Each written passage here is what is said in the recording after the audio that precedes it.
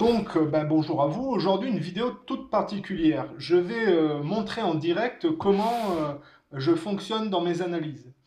Alors, le thème de la vidéo d'aujourd'hui s'intitule Est-ce que les grands symboles de nos civilisations contiennent-ils la finalité de ces civilisations?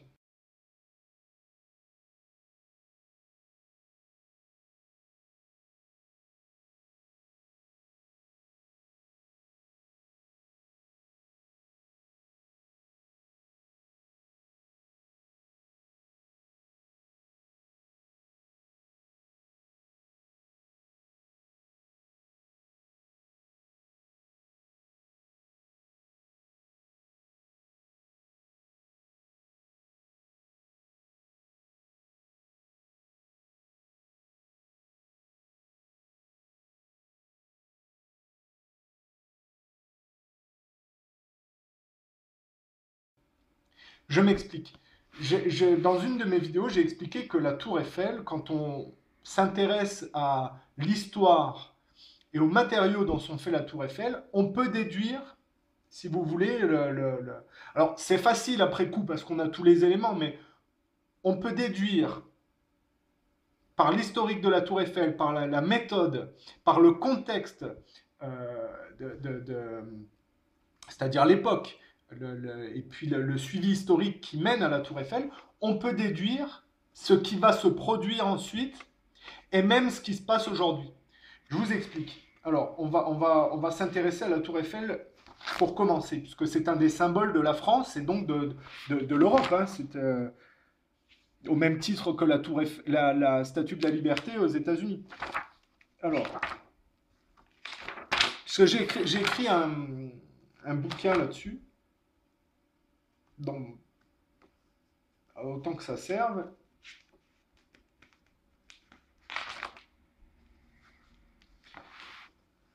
Donc, la tour Eiffel est faite dans une. On va essayer de bien mettre la tour Eiffel donc, est faite dans une technique particulière inventée en Angleterre avant la Révolution française. Ce qui se cache derrière ce monument, c'est suite à l'échec du mouvement d'émancipation biaisé que la Révolution française représente, initiée en 1789,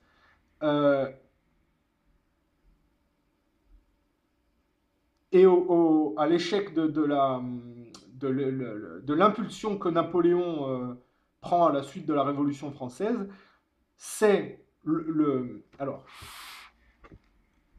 cantonnement à la répétition des moyens productivistes de nos modèles économiques à des fins de conditionnement consumériste basés sur le système anglo-saxon non émancipé au royalisme et qui amène à la guerre invariablement dans le report du labeur sur les couches inférieures et la recherche désespérée d'accumulation matérielle en contrepartie de l'acceptation du poids des secrets de famille jamais démêlés et sans cesse repoussés sur autrui. Je vais m'expliquer. J'explique. Mon point de vue, hein, le mouvement sioniste anglais est derrière la décapitation de Louis XVI pour se débarrasser d'un concurrent, c'est-à-dire dégrader la branche catholique finalement. Ça va créer une impulsion que Napoléon va reprendre à son compte, mais ça va se retourner contre les Anglais. Parce que le but pour les Anglais, c'était de soumettre les Français à un modèle économique protestant. Et après avoir détourné Napoléon en Russie pour sauver leur peau, finalement, la France va être soumise aux anglo-saxons. Et ils vont faire le même coup après avec les orthodoxes, c'est-à-dire qu'ils vont fomenter la révolution bolchevique. Et c'est le tandem judéo-protestant. Donc ils vont dégrader deux concurrents, les orthodoxes et les catholiques. Mais dans ce contexte historique qui voit l'hégémonie anglaise s'imposer, c'est-à-dire le modèle économique anglais s'imposer sur la destruction des monarchies catholiques européennes, et notamment la plus forte, c'est-à-dire la monarchie française, bien que l'Allemagne, qui est un vestige de l'empire romain germanique, a des choses encore qui tiennent la route, la France va donc se soumettre au modèle anglo-saxon et on va se retrouver dans un système de culte de la science et de déportation colonialiste.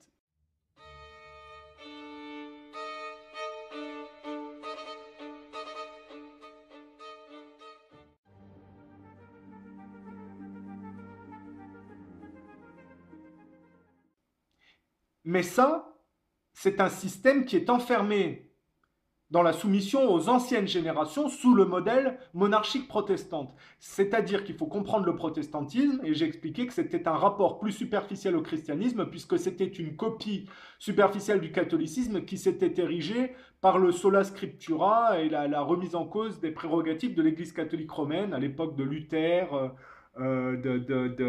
ça commence avec l'imprimerie, Gutenberg, l'arrivée de la science.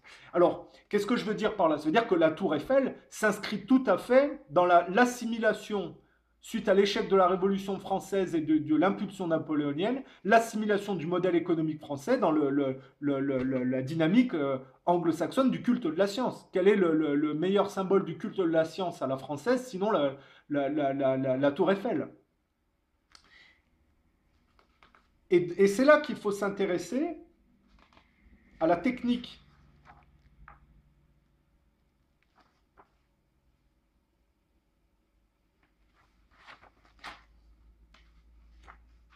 Dont les architectes se sont servis pour ériger la Tour Eiffel. Donc, je reprends, hein, parce qu'il faut bien remettre les choses dans le contexte. Paris, c'est la capitale de la France. Et les Champs-Élysées, c'est l'avenue centrale de Paris. Et la colonne vertébrale. Et ça monte à l'Arc de Triomphe. L'Arc de Triomphe, c'est l'épopée napoléonienne, c'est-à-dire l'apothéose napoléonienne avec toutes les victoires, si vous voulez. Ça a été assez éphémère. Ça vient suite à l'impulsion donnée par la Révolution française, qui est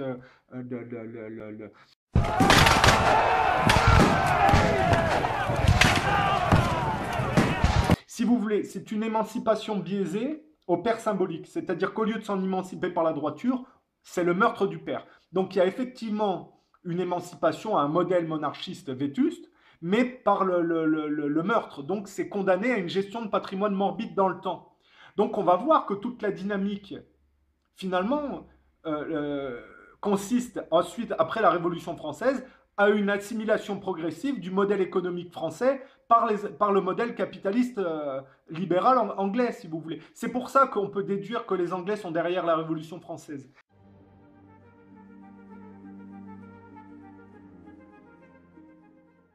Alors, d'une manière ou d'une autre, parce que les Lumières, qui sont fortement derrière, c'est la classe en dessous de la monarchie qui a fomenté le coup pour prendre les prérogatives de la monarchie catholique à son compte. Hein, c'est que la déportation d'une classe élitiste sur une autre plus basse et plus vulgaire, si vous voulez. Alors ça va amener quand même quelques avancées, mais dans le fond, on voit bien que ça amène au marché transatlantique, c'est-à-dire qu'entre-temps, l'Angleterre a perdu l'hégémonie, les États-Unis se sont érigés sur la destruction de la vieille Europe, et la France a suivi d'une part la soumission à l'Angleterre, puis après la soumission aux États-Unis. Et donc, ça arrive au marché transatlantique, et puis le bout du bout avec le Parti socialiste qui fait la promotion du godemiché dans les écoles primaires. Et on va voir que tout ça, c'est compris dans la Tour Eiffel. C'est surprenant ce que je dis. Mais on est en 2016, on n'est pas censé être des attardés, on est censé quand même comprendre où est-ce qu'on vit, dans quel monde on vit, et on est censé être capable de faire le tour de la question. Hein. C'est pas la peine d'aller dans l'espace et d'aller coloniser Mars si on n'est pas capable de savoir déjà sa propre réalité, si vous voulez. Donc, quand on prend l'architecture parisienne, on voit que le symbole de la France, qui est un des symboles de la France, qui est la Tour Eiffel, se situe en contrebas de l'Arc de Triomphe. C'est-à-dire que les Champs-Élysées mènent à l'Arc de Triomphe, qui est l'apothéose napoléonienne, et comme Napoléon perd en Russie et que les Anglais gagnent, on retombe, si vous voulez, en bas, à la Tour Eiffel, avec l'assimilation du modèle économique français dans le modèle productiviste libéral anglais. Mais c'est une ère industrielle plate et superficielle. Et c'est là qu'on va s'apercevoir de la chose. C'est que la tour, qui est haute de 324 mètres, et la réponse d'Eiffel au concours organisé par le ministère de l'Industrie et du Commerce pour célébrer le centenaire de la Révolution française et les progrès des sciences et techniques faits en France depuis 1789. Donc c'est déjà directement lié à la Révolution française. Hein. C'est que depuis qu'on s'est émancipé en trichant du roi catholique, qu'est-ce qu'on a fait comme avancée scientifique? Alors, on regarde quelle a été la méthode utilisée pour faire la tour Eiffel. Donc le poudelage est un ancien procédé d'affinage de la fonte consistant à la décarburer dans un four à l'aide de scories oxydantes. C'est pour ça que je lis ce que j'ai écrit parce que je ne l'ai pas en tête, ça. Hein. Je l'ai écrit parce que je le savais à ce moment-là quand j'ai fait le travail. Pour obtenir du fer poudelé à partir de fonte. Le mot poudelage vient du verbe anglais to puddle qui signifie brasser. Retenez bien les termes. La méthode est mise au point par Henri Corte en 1784, c'est-à-dire avant la Révolution française. Ça veut dire que la France a bien été réassimilée dans un modèle productiviste avant le mouvement initié par les Lumières en 1789, probablement sous la houlette des francs-maçons protestants qui ont soufflé que le modèle économique protestant était une chose qui était avantageuse pour eux et qu'il fallait se débarrasser du roi catholique. Ça veut dire qu'une fois que la Révolution française s'achève et que Napoléon est défait, on en revient aux origines, c'est-à-dire avant la Révolution française, dans une méthodologie industrielle anglaise. C'est ce que je suis en train d'expliquer. Hein. La méthode est mise au point donc par Henri Corte, je répète, en 1784, puis significativement améliorée par Samuel Baldwin Rogers et Joseph Hall au XIXe siècle. La fonte est chauffée à très haute température dans un four à réverbère. Le poudeleur, qui est l'ouvrier chargé de l'opération, active la réaction en brassant cette fonte à l'aide d'un crochet appelé ringard. Donc, brasser, ringard, retenez les termes. Une fois suffisamment affinée, la loupe est extraite du four pour être cinglée par martelage, puis est forgée ou laminée en barres. Eh bien, comprenez bien ce que je dis. Le poudelage permet la fabrication en grande quantité de fer aux caractéristiques supérieures à celles de la fonte.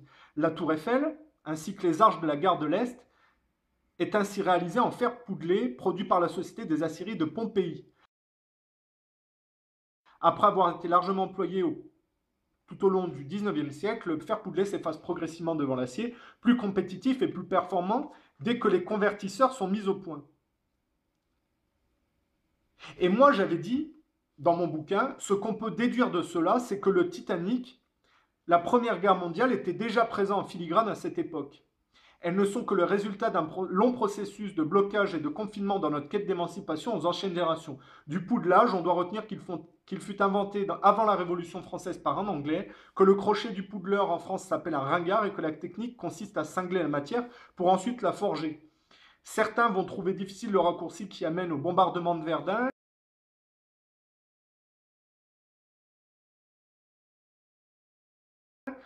Et des symptômes sur les soldats qui, à force de prendre des obus on peut dire que les obus, ça représente parce que c'est fait en fer, les obus. Donc ça renvoie à la tour Eiffel. À prendre des obus sur leur bouqueur, développer des tremblements incontrôlés. 1 700 000 morts, plus de 4 millions de blessés. L'enfer des tranchées, le sifflement des obus, la peur au ventre. On a oublié aujourd'hui l'horreur de cette guerre.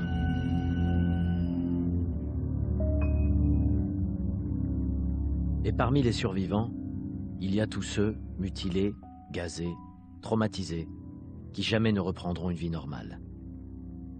Dans leurs secousses et leurs transes maladives, on ne peut s'empêcher de voir aussi d'une façon hallucinatoire toutes les secousses et les transes des années qui commencent. Ces années qui auraient été celles de leur jeunesse et que la guerre leur a volées.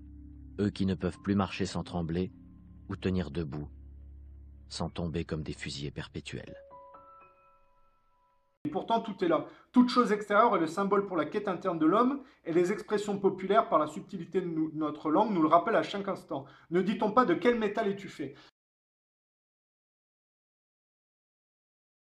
C'est-à-dire que le confinement dans le culte de la science et des modèles productivistes industriels anglais qu'on voit dans la tour Eiffel induisent par la stagnation de ce modèle, ce qui permet de comprendre les termes brassé et ringard, les bombardements de Verdun et les symptômes des soldats de 14-18 qui, avec des tremblements, parce que si vous voulez, à échelle collective, le modèle économique, le modèle productiviste, produit sur l'inconscient collectif une accumulation de non-dits et d'une grande frustration et d'une grande violence.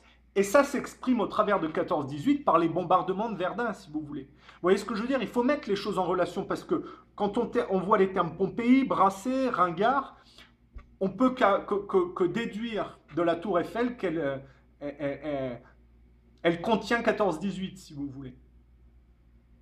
Parce que l'accumulation dans le culte de la science et du modèle industriel induit d'externaliser toute l'accumulation de ce modèle productiviste par de la violence. Et comme le modèle se dévirilise au cours du temps, on voit, hein, la tentative chrétienne est en état de chute et c'est le judaïsme qui reprend de plus en plus au fur et à mesure que les sociétés chrétiennes sont en état de faillite et s'entre-détruisent les unes les autres au profit du plus faible, le judaïsme prend de plus en plus d'importance. Et ça paraît fou ce que je dis, mais regardez, ça va même plus loin parce que la tour Eiffel, on peut non seulement déduire, parce que la tour Eiffel, quand je parle du Titanic, c'est la même chose. Le Titanic, c'était le symbole de cette ère du culte de la science où on a fait une machinerie extraordinairement ingénieuse et censée être forte, si vous voulez, et on ne voit pas le bas de l'iceberg. Et finalement, le Titanic, c'est l'annonce de la Première Guerre mondiale, si vous voulez, où on voit que le modèle économique anglais, par le culte de la science, sans aucune contrepartie émancipative et spirituelle, induit une grande catastrophe. C'est à ça que renvoie le Titanic. Les classes élitistes, il y a tout qui est contenu dans le Titanic, et il y a tout qui est contenu dans l'architecture, quand on sait lire à travers, si vous voulez. C'est bien le culte de la science qui débouche sur la boucherie de 14-18, et le fait qu'on maquille la crise économique que le modèle colonialiste anglais couplé au culte de la science, on maquille la culpabilité des Anglais en faisant payer les moins pires, c'est-à-dire les Allemands, et ça se dévirilise. Et dans cette optique de dévirilisation, parce que je parlais de l'Empire romain germanique qui tenait encore la route par rapport à la monarchie catholique qui venait d'être décapitée, eh bien, on va, après avoir décapité la monarchie catholique, s'en prendre à l'Empire romain germanique résiduel et ensuite, évidemment, aux orthodoxes, puisque la révolution bolchevique va arriver au moment où les Anglais sont en train de perdre l'hégémonie et que sur la fracturation de l'Europe se met en place l'hégémonie américaine, c'est-à-dire l'accentuation de l'entêtement dans la déportation colonialiste anglo-saxonne, c'est-à-dire préférer se défausser sur des cultures inférieures pour prendre des richesses matérielles, se défausser sur des cultures avec un indice de développement qui fait qu'ils ne peuvent pas se défendre. C'est un peu comme les nouvelles générations sont prédatées par les anciennes. On reproduit ce schéma sur des peuplades dites inférieures, si vous voulez, pour se torcher avec elles, piquer les ressources naturelles et toujours se complaire dans un culte de la science dont la malédiction fait qu'on est enfermé progressivement dans une aliénation scientifique au profit d'un modèle artificiel, si vous voulez, et d'élite décadente. Alors, je reprends, donc on peut aller beaucoup plus loin, parce que la tour Eiffel, on l'a toujours aujourd'hui. C'est comme si on avait, si vous voulez, encore une épine dans le pied. Qu'est-ce que c'est le problème de la tour Eiffel aujourd'hui? Parce que qu'est-ce qu'on peut déduire d'aujourd'hui de la tour Eiffel? La tour Eiffel, si on va plus loin, on regarde, c'est au bord du quai Branly.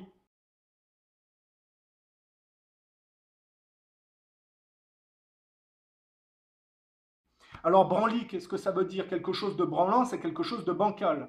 Ça appelle un peu à la tour de Pise. Et ça finit branly par un Y. On peut déduire que le modèle français, finalement, débouchait sur le mariage gay, la promotion du godemiché dans les écoles primaires, et le fait que la maire socialiste de Paris inaugure un marché aux fleurs du nom de la reine d'Angleterre, puisque j'ai expliqué que la Révolution française, le but, c'était de soumettre la France au modèle anglais, au modèle économique anglais. Ça a donné une impulsion qui n'était pas prévue, qui était Napoléon, qui a failli se retourner contre les Anglais. Les Anglais, comme ils étaient plus faibles, ont détourné Napoléon en Russie. C'est là qu'on voit que Napoléon aussi génial qu'il aurait pu être, si on envisage le côté militaire des choses, sur certains aspects, il était une truffe. Parce que jamais il aurait dû aller en Russie, il aurait dû aller directement. Il avait une armée de plus d'1 million de soldats. Pourquoi il a été s'emmerder avec la Russie alors qu'il suffisait d'aller directement en Angleterre, quoi? C'était fini. Déjà sous Louis XV, les Français avaient torché les Anglais et puis le roi avait dit, bon, c'est l'expression le précaré. Hein, on va pas aller plus loin, on va s'arranger avec les Anglais. Les généraux français sous Louis XV étaient furieux qu'après leur victoire, le roi Louis XV ait rétrocédé le nord des conquêtes, les conquêtes françaises au nord de la France, dans le nord géographique de la France, ont été rétrocédées aux Anglais qui avaient été dégagés. Et à chaque coup, on concède, si vous voulez, aux Anglais, et à chaque coup, ça se retourne, si vous voulez. Et Napoléon s'est fait avoir.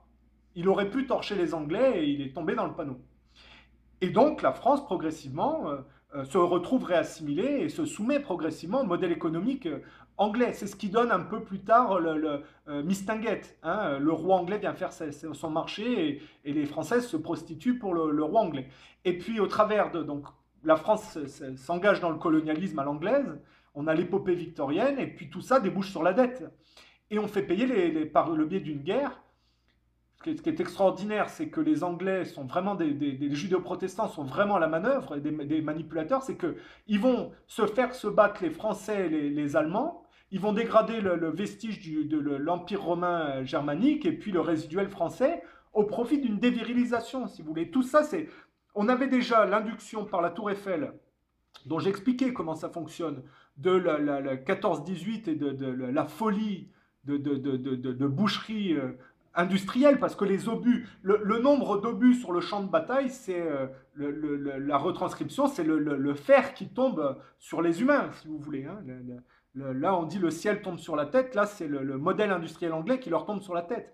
Et sur la fracturation de l'Europe, qui en plus d'épaisse, parce que l'Empire ottoman était le jeu, dans un jeu d'intrigue avec le colonialisme des grandes puissances occidentales. L'Empire ottoman disparaît entre 14-18 et 39-45, et on voit par la destruction de l'Europe un nouveau modèle qui se met en place et qui est un peu à c'est très marrant, c'est qu'après la défaite de Napoléon, on a Frankenstein, Marie Shelley, écrit son bouquin Frankenstein, comme si finalement elle observait le fruit des manigances de l'Angleterre sur l'Europe et que l'Europe était telle Frankenstein. Et quand je parle de l'Europe, je parle autant de l'Europe de l'Ouest que de l'Europe de l'Est, parce que le bolchevisme, ça va donner la destruction des orthodoxes et un modèle communiste qui va être une tragédie humaine. Et au travers de la fracturation de la Seconde Guerre mondiale, on va voir que l'Empire ottoman va se disperser entre, d'une part, le modèle américain qui a pris l'hégémonie sur la destruction de la vieille Europe, et d'une part, les ex-sphères d'influence de l'URSS. Puisqu'aujourd'hui, c'est là qu'il faut faire tout mettre en relation. Aujourd'hui, la guerre consiste à... J'ai dit, quand les Anglais ont mis le bolchevisme en place, quand l'hégémonie est passée de l'Angleterre aux États-Unis, les Américains ont repris la suite de la destruction de la Russie par la guerre froide. C'est ce qui explique notamment l'assassinat de Kennedy qui voulait arrêter la guerre froide. Parce que c'était un processus mondialiste qui menait à un gouvernement mondial unique dont Israël était le socle, si vous voulez. Il faut bien comprendre ce qui se passe. Donc on a eu, au travers de la Seconde Guerre mondiale, et je rappelle que les États-Unis ont habilement manœuvré en finançant Hitler pour dégrader la vieille Europe et de faire d'une pierre deux coups, c'est-à-dire de lancer en plus Hitler contre les bolcheviks et de participer à dégrader les bolcheviks, 20 millions de morts du côté russe, et ils sont intervenus qu'en 1944, quand les Russes avaient fait le boulot. Et ils ont pris ils ont fait comme les Anglais ont poussé les Français et les Allemands dans la Première Guerre mondiale, et bien là, ils ont poussé l'Europe, si vous voulez, à la fracturation. Ils ont financé Hitler, qui était le sursaut de vengeance allemand suite à l'humiliation de 14-18, hein, le nazisme c'est ça, et comme c'était, quand vous provoquez quelqu'un pour le rendre bourrin, vous anticipez sa réaction, ça sera une justification, c'est un peu comme le taureau avec le chiffon rouge, si vous voulez. Ils l'ont et le chiffon rouge, en l'occurrence, c'est un terme qui est on ne peut mieux choisi, puisque le chiffon rouge, c'était l'URSS. les Allemands ont été déviés comme Napoléon en l'URSS, et les Américains ont fait ce que les Anglais ont fait de tout temps. Ils ont pris le leadership sur la manipulation des gens. C'est pour ça que Bush n'a pas été inquiété dans son financement de l'Allemagne nazie. Le père du père de Bush. Il a permis la prise d'hégémonie de l'Amérique sur l'Europe résiduelle. Et c'est là qu'on voit que la poursuite de la guerre froide, c'est la continuation de la dégradation de l'Europe résiduelle, de l'Est et de l'Ouest, par la soumission de l'Europe de l'Europe géographique par l'Europe économique, qui est sous tutelle américaine, et que finalement, quand l'URSS tombe dans les années 90 sous George Bush le père, qui continue le travail de son propre père, il va y avoir une lutte pour récupérer les satellites de l'ex-sphère d'influence de l'URSS, y compris dans le monde arabe, du fait que l'Empire ottoman a été ventilé et que tout ça s'est dispersé entre l'Ouest et l'Est, hein, les sphères d'influence de l'Est et l'Ouest. Et aujourd'hui, on en est à l'aberration de la guerre au terrorisme qui est un cheval de Troie pour continuer à progresser pour les mondialistes sous de faux prétextes en maquillant leurs crimes, c'est-à-dire par des accusations inversées où on prétend lutter contre le terrorisme alors qu'on les finance pour faire tomber des sphères d'influence de l'ex-URSS, comme en Libye, en Syrie, en Afghanistan, en Irak, on a compris. Et tout ça, ça mène à un gouvernement mondial unique dont Israël est le centre des impulsions. Mais on peut aller plus loin avec la Tour Eiffel, puisque j'ai dit le quai Branly, ça se finit par un Y. On voit bien que on est bien dans la dégradation de l'Europe au profit d'un modèle consumériste plat dont le judaïsme tirerait toutes les ficelles, avec le protestantisme, si vous voulez. On voit bien que la Tour Eiffel induisait tout ça, puisque je dis, il y a eu la parenthèse Kennedy qui a été assassiné parce qu'il bloquait le processus. Il y a eu aussi De Gaulle qu'ils avaient essayé, c'est les mêmes qui ont essayé d'assassiner De Gaulle en 62, ils n'y arrivaient pas. Donc ils l'ont dégagé par mai 68. Et ils ont dédié cette génération mai 68 à travailler, à préparer le marché transatlantique. C'est là qu'on voit que tout est lié, qu'il n'y a pas de... Quand Chirac, qui est le dernier résiduel foireux, parce que lui aussi, quand on parle de quelque chose de bancal et de branlant, Chirac amène à Sarkozy et à Hollande. C'est-à-dire les gens de mai 68 que les Américains ont mis en place pour leurs intérêts. Et a fortiori, quand Chirac est dégagé, que Villepin est pendu à son croc de boucher pour avoir osé s'interférer dans la guerre au terrorisme de George Bush, qui poursuit la dégradation entamée par son père avec la dégradation de l'Irak, qui a été accusé à tort de choses par rapport aux attentats du 11 septembre.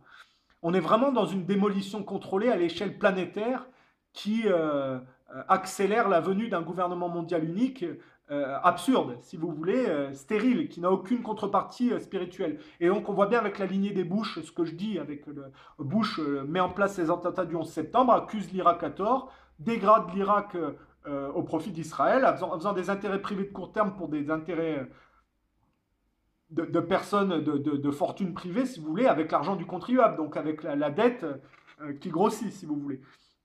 Et cette génération mai 68, c'est là qu'on voit le quai Branly avec le Y qui explique que la Tour Eiffel, finalement, est une saloperie branlante qui se termine sur le mariage gay, la propagande de la PMA, de la GPA et toute cette merde, si vous voulez, hein, avec de la pédophilie. C'est le bout du bout. C'est pour ça que je dis qu'on ne peut pas être nostalgique d'une France d'antan, puisque ça ne marche pas. Et on ne peut pas vouloir applaudir dès demain un monde superficiel qui est totalement, finalement, soumis à quelque chose de parallèle à cette ancienne France, mais de plus superficiel encore. Il faut sortir non seulement de la France des anciens temps. Pour ça, moi, je ne suis pas un nostalgique de Gaulle, ni de Pétain, ni de... Tous ces gens-là se sont plantés. De Gaulle induisait mai 68, Pétain induisait De Gaulle. Il faut revenir là où l'erreur a été faite. Alors bon, après, on peut revenir très loin. C'est toujours le jeu jusqu'à où on peut revenir. Il faut trouver un modèle qui ne soit pas une répétition des anciens modèles foireux et qui ne soit pas un modèle artificiel faux, superficiel, qui fait semblant d'avoir des solutions alors qu'il se complaît dans le culte de la science. Il faut sortir de cet antagonisme entre fascisme résiduel et antifascisme artificiel. Les deux sont foireux. C'est ça que je veux dire. Et quand on a les clés de lecture, et là j'ai fait un truc en direct hein, pour voir. Alors, j'ai dit la tour Eiffel. On a fait le tour là. Enfin, il y a des gens qui pourraient fouiller ce que je dis parce que je suis pas le type le plus intelligent du monde. Mais quand on a compris comment je fonctionne, vous qui êtes plus intelligent que moi, vous pouvez faire toutes les déductions et comprendre le monde. C'est plus facile. Et alors, on peut parler de la Statue de la Liberté parce que c'est à la même époque. Si vous voulez, la Tour Eiffel, la Statue de la Liberté, tout ça, c'est des modèles économiques stériles qui ne marchent pas. Et quand je vous dis que tout est lié dans une reproduction d'anciens modèles qui ne marchent pas, la Tour Eiffel est l'héritière du phare d'Alexandrie et du colosse de Rhodes.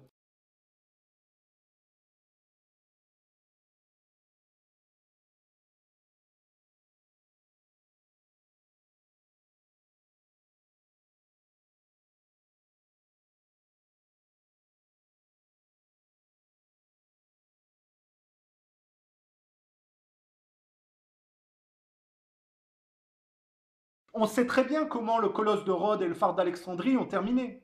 Tout ça se finit toujours par s'effondrer parce que ça n'est pas solide. Il y a toujours une faille.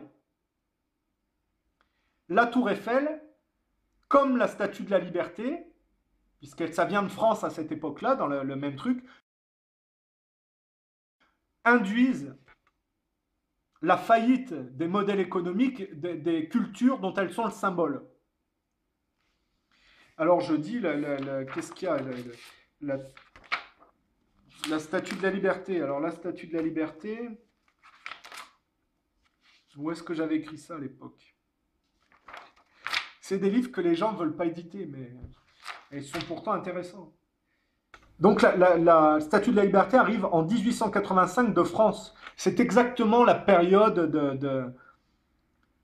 de la Tour Eiffel où on est avant la Première Guerre mondiale. Et aujourd'hui, on est dans la répétition et la dévirilisation à l'extrême de ce modèle consumériste anglais libéral, qui est devenu néolibéral, néocolonial avec les États-Unis, qui amène au botox, à l'humain artificiel, à du n'importe quoi, si vous voulez, et à des cons qui vont coloniser Mars, à la limite, tout en n'étant pas capables de comprendre dans quel monde ils vivent. C'est dramatique, si vous voulez. Ça induit de grandes tragédies aussi. Il faut faire gaffe. C'est n'importe quoi. Il faut se reprendre.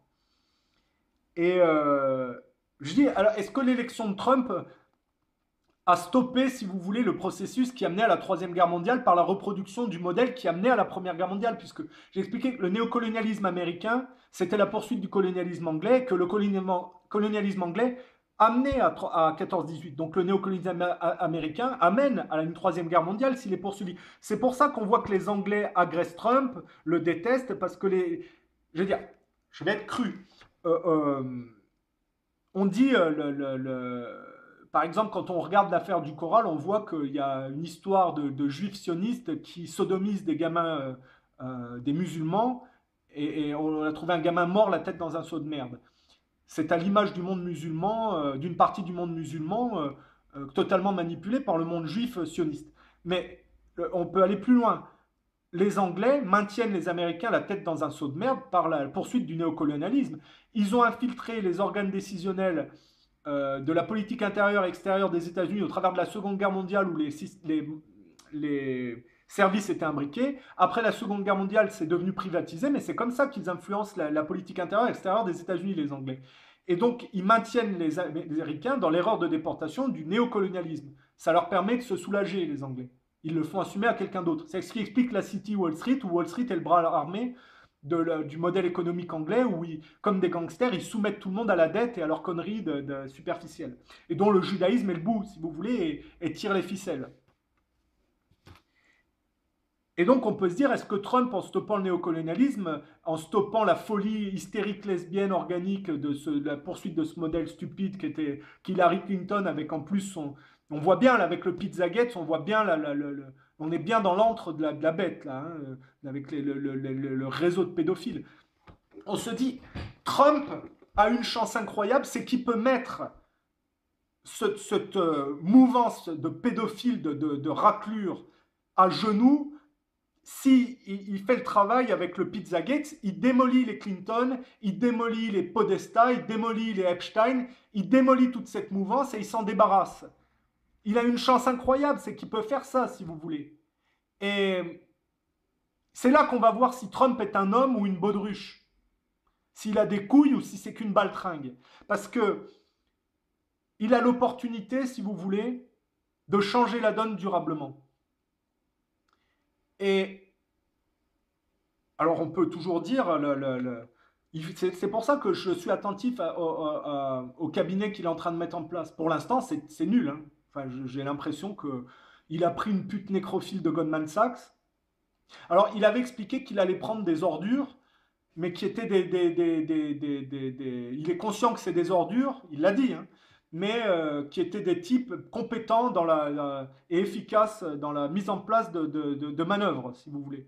Donc lui, ça ne le dérange pas de travailler avec des gens qui n'ont pas de morale. Mais bon, moi, s'il avait pris Ron Paul en tant que secrétaire au Trésor, j'aurais dit il va faire le ménage avec la Fed. Ou le type qui voulait se débarrasser de la Fed et remettre le standard or. Alors peut-être que c'est qu'une étape, mais pour l'instant c'est très décevant. Et puis les généraux qu'il met en place, bon, Flynn c'est pas la fin du néocolonialisme, c'est qu'un néocolonialisme avisé. Mais Mattis, c'est Bush, hein, avec et alors le type, la Petraeus, c'est une passoire. Le type, il s'est fait déborder par les Clinton. Pour l'instant, c'est lamentable. Les choix de Trump, moi, enfin, c'est un génie, Trump, quelque part. C'est un génie, on ne peut pas le nier. Tout le monde l'a sous-estimé, alors que ce type, il a quand même des centaines d'affaires prospères, des propriétés privées, mais aussi une quarantaine de buildings partout dans le monde. On ne peut pas dire que c'est une burne. Alors, est-ce qu'on doit faire confiance à ses intuitions ou est-ce qu'on peut se dire, déjà, par ses choix, c'est raté, quoi? Parce que déjà, le Mitt Romney, s'il choisit Mitt Romney, là, je ne comprends pas. Mitt Romney, c'est un type qui l'a insulté, qui a tout fait pour le poignarder dans sa campagne. Soit il ne se respecte pas, soit je ne comprends pas la manière de fonctionner de Trump. Je suis tout à fait d'accord avec sa directrice de campagne, la blonde, là, Conway, quand elle a poussé une gueulante sur Mitt Romney, qui était Pour moi, Romney, c'est la platitude, hein, c'est l'homme d'affaires nul. En plus, il déteste Trump, qui est un meilleur homme d'affaires que lui. C'est vraiment le Lyndon Ben Johnson de Kennedy. Ce Mitt Romney, c'est une plaie. Some people have said we had to close Guantanamo. My view is we had to double Guantanamo. And I hear from time to time people say, hey, wait a second, we have civil liberties we have to worry about. But don't forget, the most important civil liberty I expect from my government is my right to be kept alive. I do not want to describe the specific lists of what is and what is not torture, and there are a number of specific reasons for doing so. One is that the Geneva Accord specifically says, and we've signed an agreement saying we will not torture. So anything a president said he believes is torture would specifically be, if we then employed it, would be in violation of the Geneva Accord.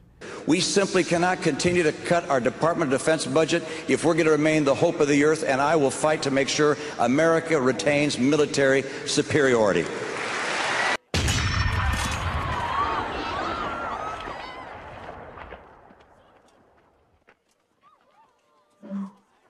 Yeah. Très bien, bande d'abrutis. Écoutez ça. Et regardez. Ceci est une baguette magique. Remington à canon double, calibre 12. La meilleure affaire de chez Priba. Et c'est au rayon armurerie que vous la trouverez. C'est un pur produit du Michigan, en Amérique. Et si c'est américain, c'est bien. Et on vous la laisse à un prix ridicule de 180 $. Sa crosse est en noyer, son canon est en acier bleu trempé, et elle a une détente très sensible. Chez Priba, les prix sont bas. C'est clair? Je comprends Conway et je ne comprends pas Trump avec son... S'il prend Romney, là, je ne comprends pas. Alors, est-ce qu'il faut faire confiance au génie de Trump pour ses choix? Ou est-ce qu'on peut déjà dire que lui aussi, il part en vrille? Parce qu'il a fait de grandes annonces, alors pour tenir ses promesses...